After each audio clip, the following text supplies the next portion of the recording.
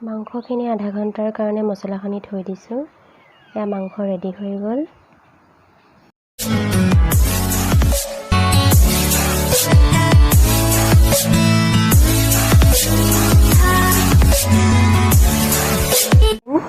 মই জন্মনি আপোনালোক সকলোকে মোৰ ইউটিউব চেনেললৈ স্বাগতম জনাইছোঁ। আজি মই আপোনালোকৰ কাৰণে দুপৰীয়াতে এটা ভ্লগ লৈ আহিছোঁ। আশা কৰোঁ আপোনালোকে চাই ভাল পাব।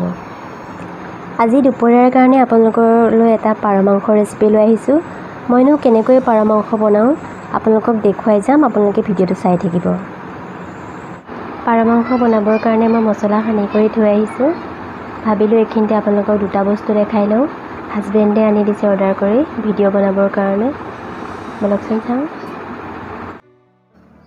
এইটো কেমেৰাৰ ষ্টেণ্ডটো বৰ্তমান বেছি দামৰ লোৱা নাই, কম দামৰহে লৈছোঁ।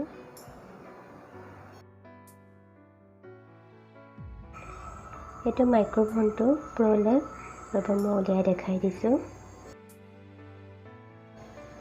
এইটো হয়, মই ইউজ কৰি ভালে পাইছোঁ, বৰ্তমান ঠিকে আছে।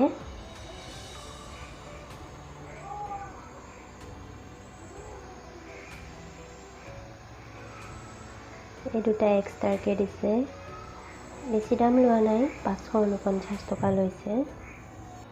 এয়া এটা পাৰৰ মাংস হয়। দুটা বিলাহী লৈছোঁ, দুটা আলু লৈছোঁ, 4টা পিঁয়াজ লৈছোঁ।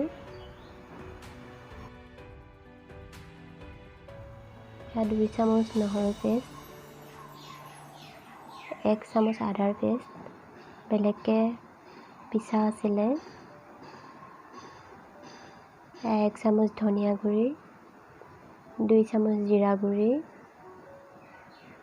2টা শুকান জলকীয়া, 2 চামুচ জলকীয়াৰ গুড়ি, আধা চামুচ জালুকৰ গুড়ি, আধা চামুচ গোটা জিৰা, 2টা তেজপাত।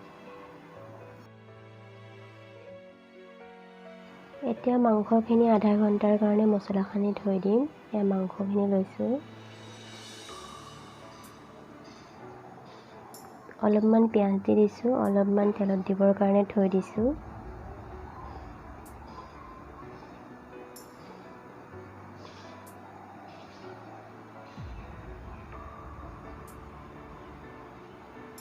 আদা নহৰু পেষ্টখিনি দি দিছোঁ।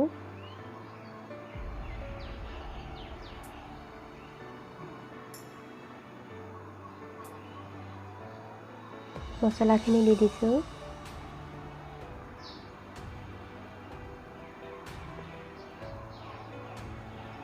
দুই চামুচ হালধি দি দিছোঁ।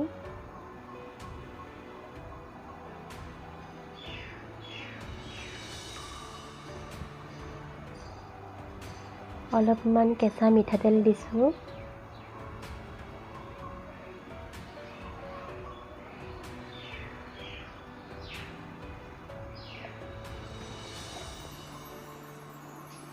দুই চামুচ নিমখ দি দিছোঁ।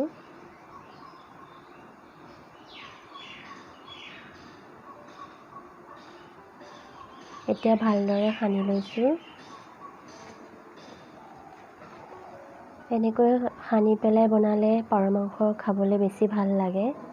এয়া হৈ গ'ল মছলা সানি। এতিয়া আধা ঘণ্টাৰ কাৰণে ঢাকি থৈ দিম। কেৰাহীটো গৰম কৰি মিঠাতেল দি দিলোঁ। মিঠাতেলখিনি গৰম হৈ গ'ল। এতিয়া আলুখিনি ফ্ৰাই কৰি ল'ম। আলুখিনি অলপ ৰঙা কৰি ফ্ৰাই কৰি ল'ম।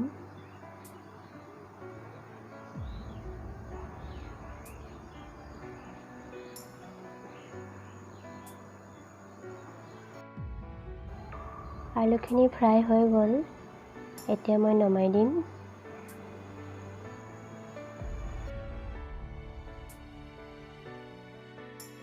এয়া গোটা জিৰাখিনি দি দিছোঁ, অলপ ফ্ৰাই কৰি ল'ম।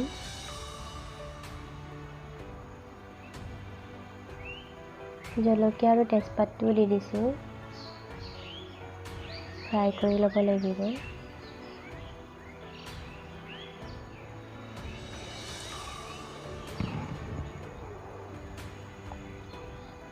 এতিয়া পিঁয়াজখিনি দি দিছোঁ। এতিয়া মই পিঁয়াজটো ৰঙা কৰি ফ্ৰাই কৰি ল'ম। ভালদৰে ফ্ৰাই হ'ব লাগে মাংসৰ কাৰণে। এয়া পিঁয়াজখিনি ফ্ৰাই হৈ গ'ল। এতিয়া মই সানি থোৱা মাংসখিনি দি দিছোঁ।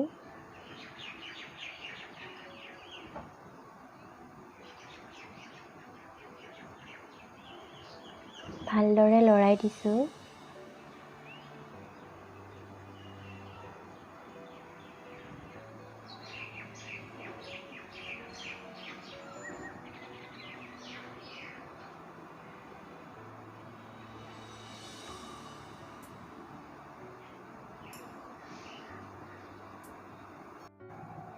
এতিয়া বিলাহীখিনি দি দিছোঁ। ভালদৰে লৰাই দিছোঁ।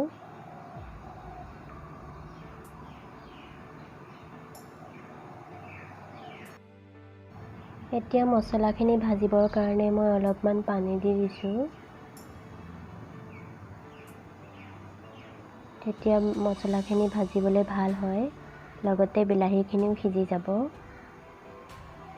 ভালদৰে লৰাই দিছোঁ। মই মছলা ভাজিবৰ কাৰণে আৰু অলপমান পানী দি দিলোঁ। এতিয়া ঢাকি থৈ দিম অলপ সময়ৰ কাৰণে উতলিবলৈ।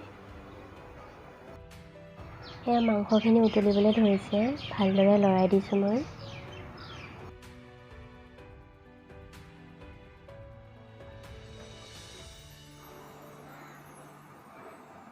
এয়া মছলা ভাজিবলৈ দিয়া পানীখিনি অলপমান কমিছে। এতিয়া মই আলু দি দিছোঁ, ভালদৰে লৰাই দিছোঁ।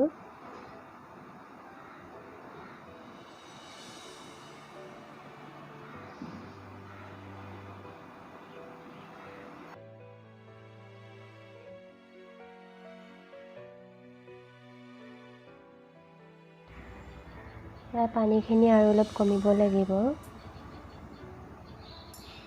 ভালদৰে লৰাই দিছোঁ।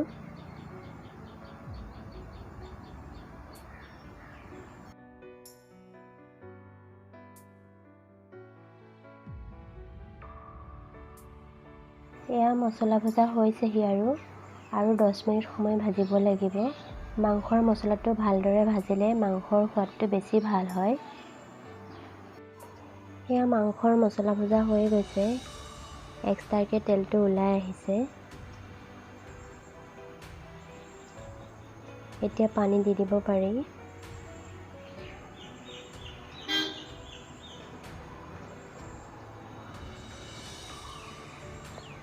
এয়া মই পানী দি দিছোঁ।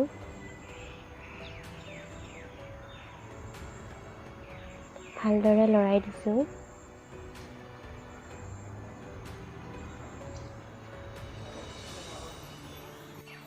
এতিয়া অলপ সময়ৰ কাৰণে মাংসখিনি ঢাকি দিছোঁ উতলিবলৈ।